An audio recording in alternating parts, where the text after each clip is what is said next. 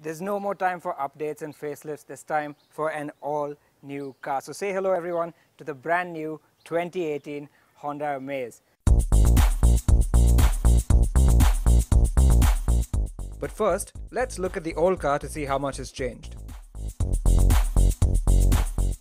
With the last Amaze, Honda took its small Brio hatchback and stretched it as much as they could within a 4-meter limit to maximize interior room. Trouble is, the droopy nose didn't look so good on a sedan, and the space-efficient cab forward shape made it look a bit bulbous. Now the new Amaze doesn't have that problem because of course there is no new Brio for it to be based on. It is a design all of its own. The car has grown in length and in width. The length is only 5mm longer than before, but the wheelbase is a full 65mm longer than it used to be, and that really shows in the car's stance. To make it look more like a conventional sedan, the bonnet is longer and taller, and it's tipped forward like a shark's nose.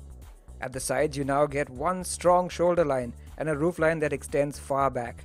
The bigger 15-inch wheels look good, and though the tail is still quite stubby, the tail lamps that extend into the boot lid give it some character.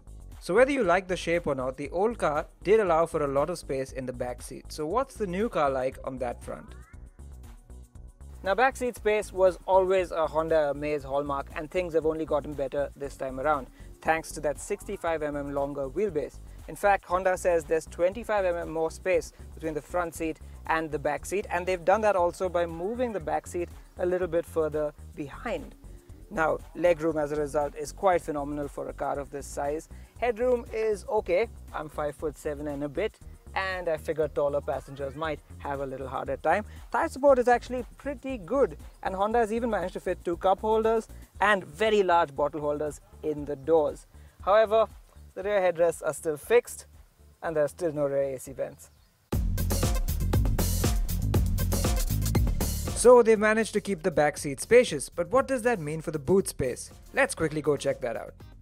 Now the old Amaze, when it was new, had a class-leading 400 liters of boot space, and that number held strong right through its life cycle. The new one has a class-leading 420 liters of space. Now it can take a big suitcase, I'm sure, but right now you have my trolley bag for reference to see how much room there is in there. It's quite impressive for a sub 4-meter sedan, and well, that just goes to show the boot space is big, the back seat is big, but one thing that is completely new from the old Amaze is the front seat. So let me just quickly show you what that's like.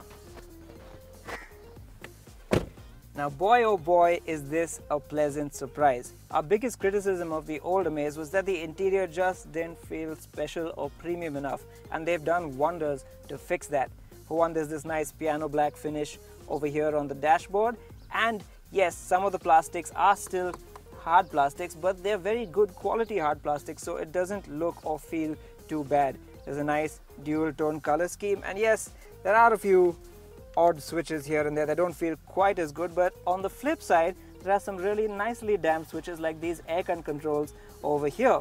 Overall, the old quality standard that we used to love about Hondas does seem to be making a comeback. There are some nice details like the crisp new dials with the informative trip computer screen between them, the dual USB ports up front, and the huge storage bins in the doors. We particularly like the front seats, which are much better cushioned and which feature adjustable headrests this time around. Now where the old Amaze wasn't too well equipped, this one is much more in sync with the segment. The top spec VX cars get a touchscreen with Apple CarPlay, Android Auto and navigation, a rear camera and sensors, and keyless entry and go.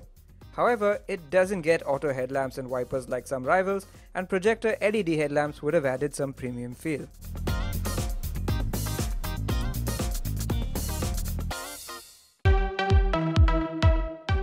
Now I may have started out in the manual car, but I quickly changed over to this one, the diesel auto. This diesel CVT is a first for the segment and for Honda. So what's it like?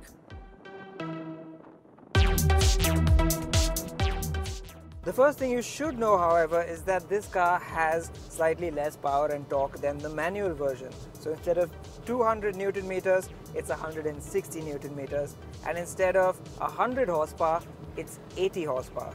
The reason Honda cut the power and torque was to make it smoother in practice.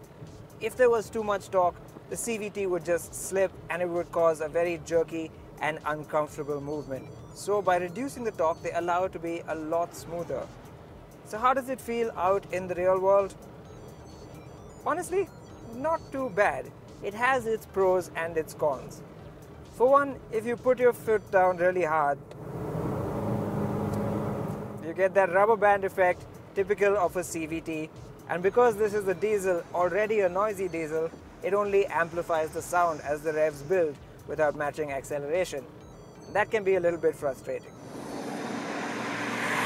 You can get better responses by putting the CVT in sport mode, but this also locks the revs at around 2000 RPM, and that means more engine noise more of the time. Also, while the petrol CVT gets paddle shifters, there's no manual control of any sort for the diesel CVT. On the flip side, because it has 160 Newton meters of torque, which may be less than the diesel manual, but it's still quite a bit more than the petrol, you always have a nice, strong reserve of thrust available. So you never really have to push this car too hard at all. It's great for relaxed driving, and as long as you keep a light foot on the throttle, progress is very, very smooth indeed. So as with any CVT, it's best used in the city, but the advantage of this diesel one is that it has a strong enough torque reserve that if you wanted to use it out on the highway, you still can. This CVT variant is not available in the top-end VX trim, and this one right here is a V trim. And that means you miss out on cruise control, amongst other things, and you miss out on that great AVN touchscreen. Still, we feel Honda is onto something big with this CVT diesel.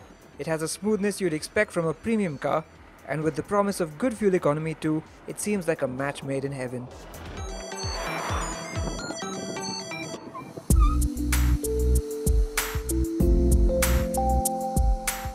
We also drove the petrol manual, and to get a feel for the dynamics, we took it to someplace special, Nandi Hills.